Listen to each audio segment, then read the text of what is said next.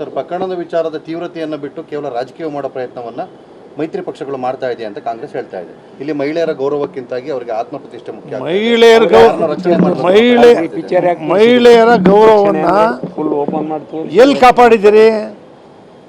ಮಹಿಳೆಯರ ಗೌರವವನ್ನ ಬಿಚ್ಚು ಇಡ್ತಾ ಇರ್ತಕ್ಕಂಥವ್ರು ಯಾರು? ಲಕ್ಷಾಂತರ ಪೆನ್ ಡ್ರೈವ್ಗಳು ಮಾಡಿಸ್ತವ್ರು ಯಾರು? ಫೋಟೋ ತೋರಿಸಿದವ್ರು ಯಾರು? ಹಂಚಿದವ್ರು ಯಾರು?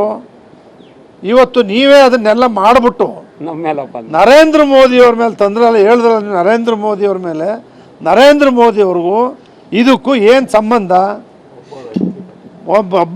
ಒಬ್ಬ ವೈಯಕ್ತಿಕವಾಗಿರ್ತಕ್ಕಂಥ ಯಾರೇ ಆಗ್ಬೋದು, ಯಾರು ನಿಮ್ಮಲ್ಲೇ ಇರ್ಬೋದು, ನಿಮ್ಮಲ್ಲೇ ಎಷ್ಟೋ ಜನಗಳು ಸಿಡಿಗಳ ಮೂಲಕ ಅವ್ರು ಏನು ಮಾಡಿದರು, ನೀವೇ ಬೈದ್ರಿ.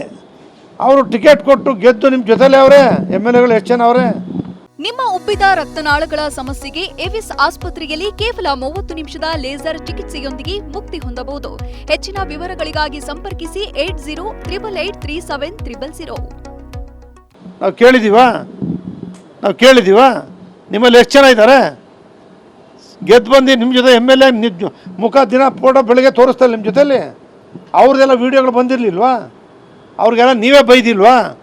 ನಮ್ಮ ಪಕ್ಷದಲ್ಲಿ ಟಿಕೆಟ್ ಕೊಡಲ್ಲ ಅಂತ ಹೇಳಿಲ್ವಾ? ನೀವು ಟಿಕೆಟ್ ಕೊಟ್ಟಿಲ್ವಾ? ಆ ಕೆಲಸ ನಾವು ಮಾಡಿಲ್ಲ. ನಮ್ಗೆ ಯಾರಿಗೂ ಗೊತ್ತಿಲ್ಲದೆ ನಡೆದಿರ್ತಕ್ಕಂಥ ಈ ವಿಷಯದಲ್ಲಿ ಕೂಡಲೇ ಕ್ರಮ ಕೈಗೊಂಡಿದ್ದೀವಿ. ಇವತ್ತೂ ಕೂಡ ಪ್ರಜ್ವಲ್ ರೇವಣ್ಣ ಅವ್ರ ಬಗ್ಗೆ ನಾವು ಯಾರು ಕೂಡ ಹೋರಾಟ ಮಾಡ್ತಕ್ಕಂಥದ್ದಲ್ಲಿ ತನಿಖೆ ಬರಲಿ, ಅವರು ಶಿಕ್ಷೆ ಆಗಲಿ ಅಂತಕ್ಕಂಥದ್ದು ಬಿಟ್ಟರೆ ಆ ಪರವಾಗಿ ನಾವು ಯಾರು ಕೂಡ ಹೋರಾಟ ಮಾಡ್ತಿಲ್ಲ.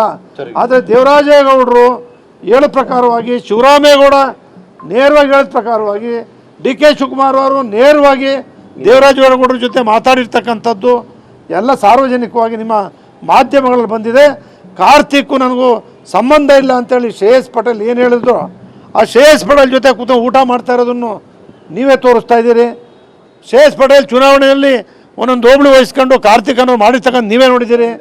ಕಾರ್ತಿಕ್ ಅವ್ರನ್ನ ಕೈಗೆ ಸಿಕ್ಕದೇ ಇದ್ದಂಗೆ ಮಾಡಿದ್ದೀರಿ. ನಾವು ಮಾಡಿದ್ದೀವಾ? ಕಾರ್ತಿಕ್ ಯಾರು? ಕಾರ್ತಿಕನ್ನು ನಾವು ಮಾಡಿದ್ದೀವ? ನಾವು ಬಚ್ಚಿಟ್ಟಿದ್ದೀವ?